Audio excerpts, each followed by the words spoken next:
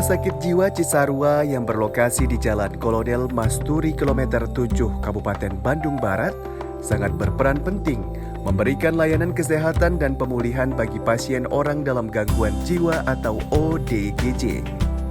Baik untuk kesembuhan fisik, mental, emosional, maupun psikologi pasien. Dengan lahan yang sangat luas yaitu 23 hektar, Rumah Sakit Jiwa Cisarua berhasil mengolah lahan tersebut menjadi kawasan lahan pertanian hortikultura yang ditanami sayur-sayuran seperti brokoli, baby buncis, cabai, dan sebagainya. Penggarapan lahan pertanian sayuran ini berkat kerjasama Rumah Sakit Jiwa Cisarua bersama Gapoktan Wargi Pangupai yang dibina oleh Ulus Pirmawan. Kita alhamdulillah udah menggarap lahan di Rumah Sakit Jiwa, kerjasama dengan Rumah Sakit Jiwa, dan ini juga nggak mudah, apalagi di waktu pandemi di tahun 2020 itu sampai sekarang. Di bawah Gapoktan binaan Ulus Pirmawan, lahan Rumah Sakit Jiwa Cisarua yang semula hanya lahan gambut sejak tahun 2020 berhasil diolah menjadi tanaman hortikultura yang memiliki banyak manfaat. Kegigihan Ulus Pirmawan telah diakui dengan banyaknya penghargaan bidang pertanian yang diraihnya. Ia juga dinobatkan sebagai petani teladan se-Asia Pasifik oleh Organisasi Pertanian Dunia FAO.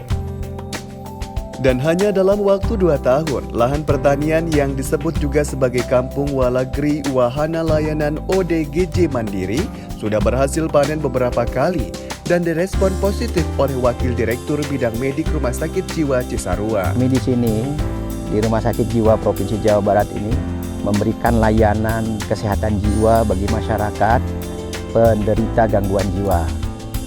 Mulai dari masuk ke UGD, kemudian dirawat.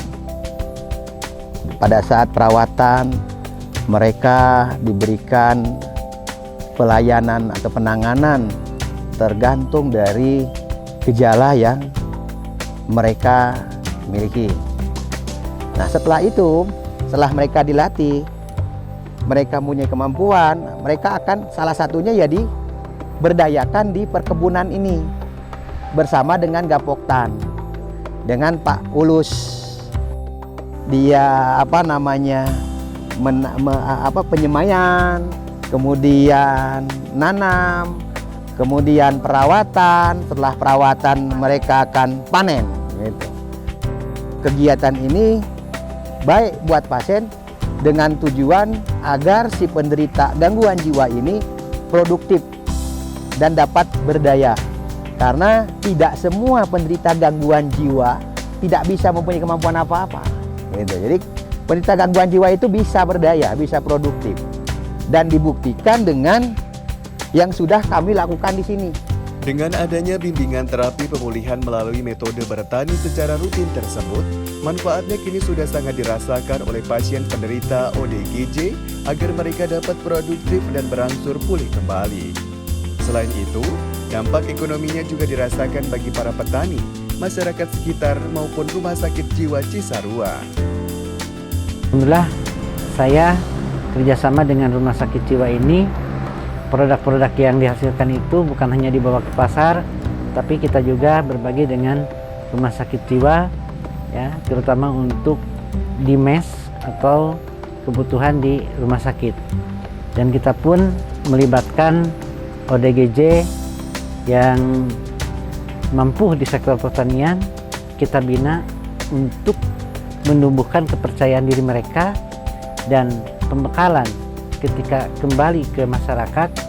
Mereka itu sama dengan kita bisa mengerjakan apa sih itu bertani itu, dan potensi pertanian itu sangat luar biasa. Yang membuat saya terpanggil untuk bekerja sama dengan Rumah Sakit Jiwa Cisarua adalah karena di satu sisi dari hasil pertanian yang atau perkebunan yang diberikan sangat-sangat baik, kualitasnya di atas rata-rata lah, meskipun dikerjakan oleh pasien dari Rumah Sakit Jiwa tersebut. Dan yang kedua adalah Saya ingin membantu agar bisa memberdayakan atau memberikan kesempatan lebih bagi para pasien supaya mereka dapat berkembang dan bisa menjadi lebih baik ke depannya.